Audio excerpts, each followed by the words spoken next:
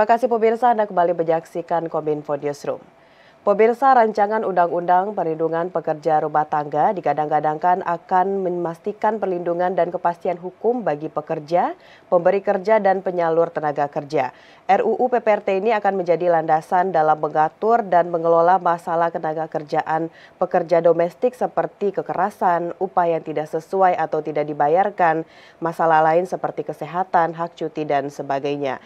Dan di sisi lain pemirsa, RUU PPRT ini juga turut memberikan perlindungan bagi perempuan dan PRT anak yang berumur di bawah 18 tahun.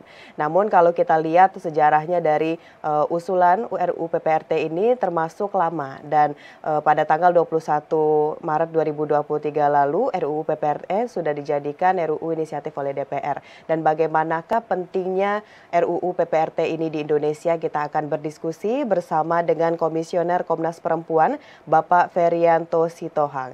Selamat sore Pak Ferianto. Selamat sore Mbak, selamat sore untuk seluruh pemirsa. Salam sehat ya Pak. Ya, terima kasih Mbak, salam sehat kembali. Baik Pak Ferry, sebelum kita membahas bagaimana sangat pentingnya ini RUU PPRT ini segera untuk disahkan menjadi undang-undang, kita akan dengarkan dulu pendapat dari Pak Ferry. Pada tanggal 21 Maret 2023 lalu DPR sudah menjadikan RUU PPRT ini untuk inisiatif DPR gitu Pak. Bagaimana pendapat Bapak melihat hal tersebut setelah sekian lama akhirnya ini ada perkembangan juga dari RUU PPRT Pak Ferry?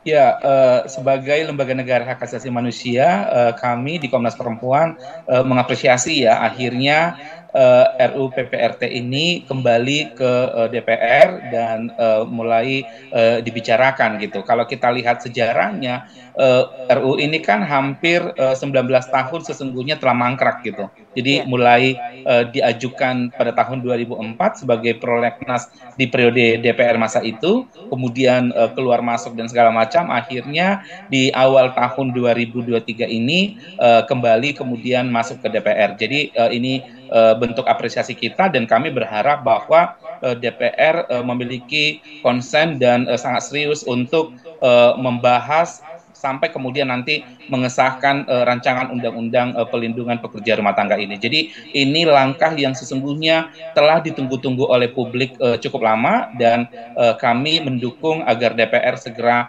membuat pembahasan dan mengesahkan rancangan undang-undang pelindungan pekerja rumah tangga ini. Baik, apresiasi dan juga harapan ditujukan terhadap RUU PPRT ini begitu Pak Ferry ya.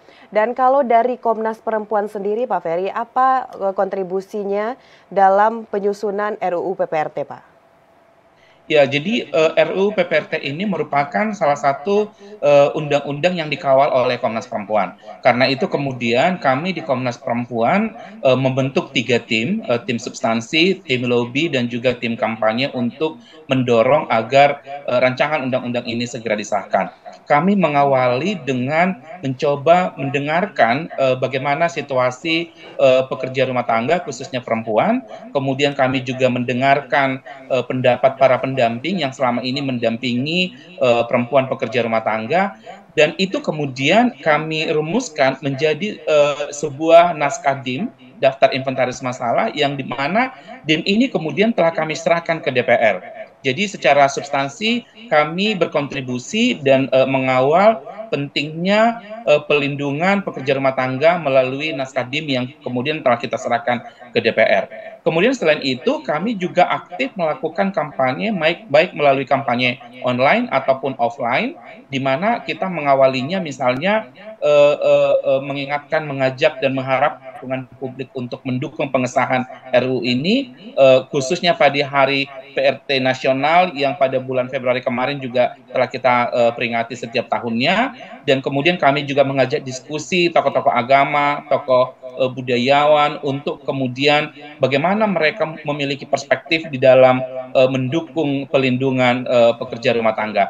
Dan karena itu kemudian kami telah membuat sebuah kajian, dan kajian itu telah dipublikasikan pada bulan Februari kemarin sehubungan dengan Hari PRT Nasional, yang kami beri judul adalah Jalan Sunyi Pekerja Rumah Tangga, Tafsir Tokoh Agama dan Budayawan. Ini sekali lagi kita harapkan menjadi kontribusi kita terhadap pemerintah agar segera mengesahkan RUU ini. Jadi cukup banyak sebenarnya peranan Komnas Perempuan, dan kami juga melakukan lobby-lobby, baik lobby secara personal, juga lobby antar lembaga, agar kemudian semakin besar dukungan terhadap pengesahan RUU PPRT ini. Jadi cukup banyak yang dilakukan oleh Komnas Perempuan, dan sekali lagi ini adalah bentuk komitmen Komnas Perempuan untuk melindungi perempuan-perempuan Indonesia, termasuk di dalamnya adalah pekerja rumah tangga, di mana kita tahu perempuan merupakan paling banyak atau paling dominan di sektor pekerja rumah tangga ini. Baik, banyak hal yang dilakukan oleh Komnas Perempuan untuk menyukseskan RUU PPRT ini dalam penyusunannya. Salah satunya adalah pendekatan dengan berbagai pihak untuk mendukung RUU PPRT.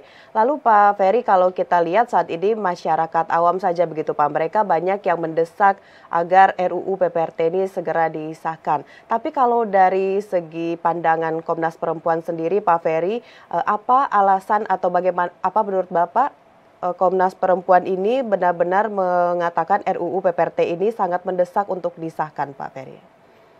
Ya, jadi saya pikir cukup banyak mendapatkan informasi ya, bahwa pekerja rumah tangga mengalami banyak sekali kekerasan, mengalami banyak sekali diskriminasi, dan persoalan-persoalan lain juga sangat panjang. Karena itu sesungguhnya RUU PPRT ini tujuannya atau semangatnya itu adalah untuk memberikan perlindungan dan jaminan terhadap pekerja rumah tangga dan juga pemberi kerja gitu. Jadi tidak hanya pekerja rumah tangga sesungguhnya yang dilindungi, tetapi juga pemberi kerjanya.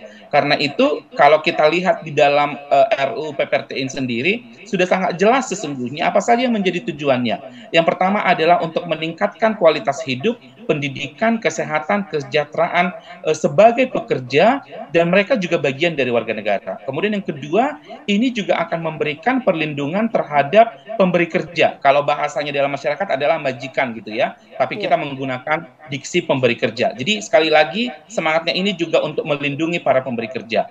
Dan kalau kita lihat misalnya dalam konteks global, Indonesia kan juga menganut pembangunan berkelanjutan atau dikenal dengan SDGs gitu, Sustainable Development Goals, di mana di dalam SDGs ini ada prinsip bahwa tidak seorang pun boleh ditinggalkan. Karena itu ini ingin mengisyaratkan bahwa PRT sebagai bagian dari warga negara yang mereka juga tidak boleh ditinggalkan, termasuk di dalam kebijakan maupun program. Kalau kita lihat Mbak, data dari pemerintah atau BPS, bahwa saat ini sekurang-kurangnya ada 42 juta yang mereka 4,2 juta yang mereka ditinggalkan dalam pembangunan gitu. Dan itu merupakan bagian dari PRT, dan ini sekali lagi akan mengacu pada pembangunan yang berkelanjutan, khususnya pada nomor 8 tentang layak kerja. Karena itu sekali lagi PRT penting sekali mendapatkan pengakuan maupun perlindungan dan kesejahteraan sebagai warga negara, dan juga mereka merupakan pekerja yang selama ini tidak diakui sebagai pekerja rumah tangga. Karena itu sekali lagi ini menjadi alasan mengapa kita juga sangat penting untuk mendukung pengesahan RUU PPRT ini. Dan kalau misalnya itu dilakukan, bahkan kalau kita lihat dalam data-data statistik ya, bahwa perempuan atau PRT ini mereka kan berada dalam garis kemiskinan gitu. Kalau kemudian kesejahteraannya terpenuhi atau hak-hak mereka layak diberikan, maka ini juga akan berkontribusi mengatasi kemiskinan yang selama ini juga menjadi concern dari negara kita gitu. Jadi saya pikir kita menjadi sangat penting memperhatikan, memberikan perlindungan terhadap pekerja tangga sebagai bagian dari program nasional pembangunan kita untuk pengentasan kemiskinan, untuk mewujudkan program berkelanjutan atau SDG, sehingga tidak boleh satu orang pun yang tertinggal. Termasuk sesungguhnya adalah untuk mengatasi kekerasan-kekerasan yang dialami oleh PRT. Saya mau menyampaikan, misalnya kalau di dalam Catahu Komnas Perempuan ya, periode 2005 sampai 2020, kami mencoba mendata, mendokumentasikan paling tidak ada 2.332 kasus kekerasan yang dialami oleh PRT. Kalau kita mengacu pada data Jala PRT ini adalah organisasi yang konsen untuk mendampingi teman-teman PRT di seluruh Indonesia. Mereka bahkan punya data lebih besar dari Komnas Perempuan. Jadi dalam periode 2012 sampai 2019 misalnya mereka memiliki data 3.219 kasus untuk PRT. Jadi saya pikir cukup komprehensif bahwa PRT mengalami kekerasan, PRT juga mengalami diskriminasi, termasuk misalnya hak-haknya yang tidak diakomodir, misalnya soal cuti, haknya untuk bekerja sesuai dengan waktu yang diberikan, kemudian juga mereka juga sering sekali mengalami pekerjaan multiple atau berganda-ganda. Saya pikir itu menjadi persoalan-persoalan yang dialami oleh PRT. Karena itu sekali lagi kita mendukung pengesahan RUU PPRT mengacu pada tujuan yang sudah sesungguhnya dimasukkan dalam naskah RUU PPRT sebagaimana telah saya sampaikan tadi di awal. Baik, sangat jelas sekali alasan-alasan yang disampaikan oleh Pak Ferry tadi bahwa RUU PPRT ini memang harus segera disahkan begitu. Lalu pertanyaannya selanjutnya Pak Ferry, apakah dengan adanya RUU PPRT ini pekerja rumah tangga yang berada di dalam negeri ataupun yang berada di luar negeri ini mampu mendapatkan perlindungan yang komprehensif Pak? Atau ada perbedaan mungkin? Ya, kalau dia pekerja rumah tangga di luar negeri, saya pikir mereka akan mengikuti undang-undang di mana negara yang mereka bekerja, wilayah mereka bekerja. Tetapi RUU PPRT ini sesungguhnya diberikan untuk melindungi pekerja rumah tangga, termasuk juga perempuan seperti saya katakan tadi itu, yang ada dalam negeri.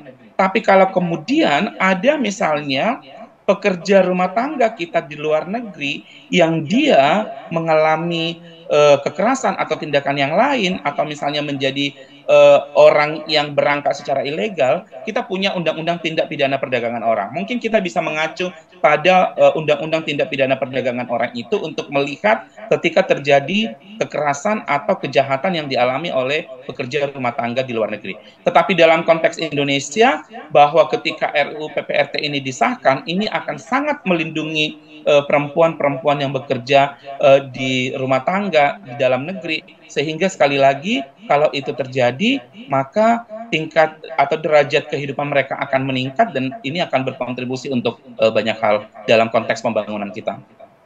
Baik, sekarang kita melihat Pak Ferry bahwa kemarin tanggal 21 Maret itu baru dijadikan RUU PPRT ini inisiatif DPR. Jadi kalau Bapak melihat saat ini dengan sudah dilakukan perubahan begitu Pak, ada perkembangan yang baik sejak tanggal 21 Maret itu dan banyak pihak yang juga mendukung RUU PPRT ini. Apakah dari Komnas Perempuan sendiri optimis dalam waktu dekat ini RUU PPRT akan segera disahkan Pak Ferry? Ya, kami harus selalu merawat optimisme ya, gitu. Pertanyaannya apakah itu akan terrealisasi dalam waktu dekat atau tidak? Bagi kami, proses substansi menjadi sangat penting. Jadi misalnya mereka DPR yang sudah memasukkan RUU PPRT ini dalam prolegnas itu benar-benar menjaring aspirasi dari masyarakat sebanyak-banyaknya, mendengarkan pengalaman PRT dan juga pendampingnya, sehingga kemudian seluruh bangunan pengalaman itu masuk di dalam DIM atau naskah RUU yang akan disahkan nantinya. Kalau soal tenggang waktu, apakah misalnya dalam waktu singkat ini bisa dilakukan? Kalau misalnya DPR-nya memang benar-benar serius ingin membahas dan mengesahkan RUU PPRT, itu boleh saja terjadi.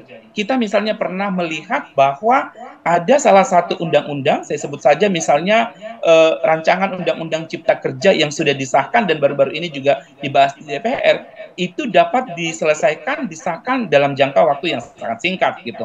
Artinya dalam segi waktu boleh saja gitu. Tetapi sekali lagi concern kita adalah bagaimana aspirasi publik, kepentingan pekerja rumah tangga, pengalaman pendamping atau masyarakat lainnya benar-benar diakomodir. Sehingga ketika misalnya RUU ini nanti disahkan, substansinya itu tidak bergeser dan kemudian perlindungan terhadap pekerja rumah tangga dan pemberi kerja itu dapat diwujudkan, itu yang paling utama harapan kami. Jadi sekali lagi kita sesungguhnya tidak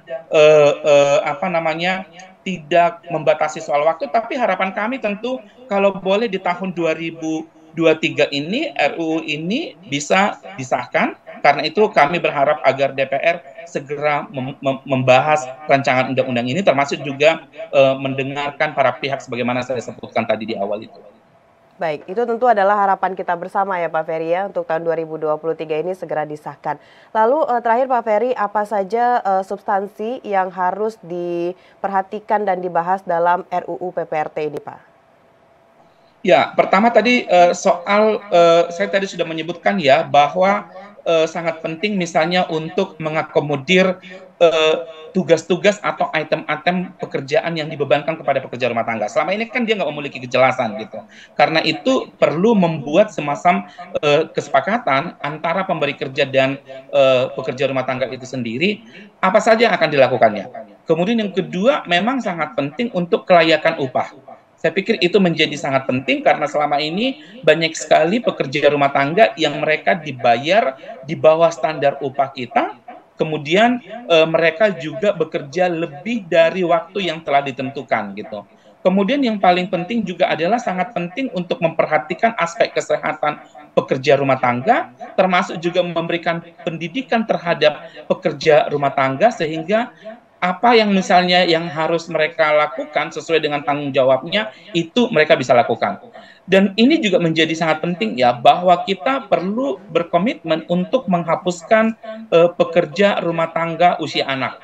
Karena itu kemudian batas usia dari PRT itu adalah minimum 18 tahun, ini mengacu pada Konvensi Hak Anak dan juga Undang-Undang Perlindungan Anak.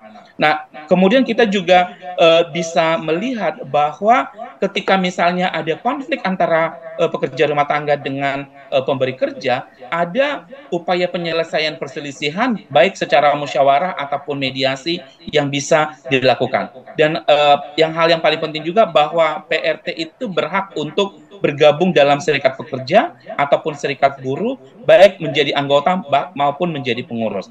Tidak hanya untuk pekerja rumah tangga ya, tetapi ini juga berlaku terhadap pemberi kerja atau bahasanya tadi majikan yang saya sebutkan tadi itu. Kita berharap bahwa ketika misalnya RUU PPRT ini disahkan, pemberi kerja itu juga terlindungi. Jadi pemberi kerja tahu hak-haknya apa, kewajiban dia apa gitu. Ini sesungguhnya yang kita harapkan dari RUU PPRT sekali lagi sebesar-besarnya adalah untuk melindungi pekerja rumah tangga dan juga pemberi kerja itu sendiri. Ya, baik. Tentunya kita tetap menunggu dan mengawal perkembangan dari RUU PPRT ini untuk pelindungan pekerja rumah tangga. Pak Ferry, terima kasih banyak sudah berdiskusi dengan Kominfo Newsroom kali ini. Kita akan berdiskusi lagi Pak dengan perkembangan dari RUU PPRT selanjutnya. Terima kasih Pak Ferry, selamat melanjutkan aktivitas. Baik, terima kasih Mbak. Semoga bisa dukungan publik semakin besar untuk pengesahan RUU PPRT ini. Terima kasih, selamat siang. Baik, terima kasih Pak Ferry. Pemirsa, dialog tadi mengakhiri kebersamaan kita dalam Kominfo Newsroom kali ini. Saksikan berbagai berita pilihan dalam kanal GPR TV atau melalui sosial media gprtv.id. Pemirsa, dukung terus Migrasi TV Digital, bersih gambarnya, jernih suaranya, dan canggih teknologinya. Saya Bona Azarini, pamit undur diri. Sampai jumpa.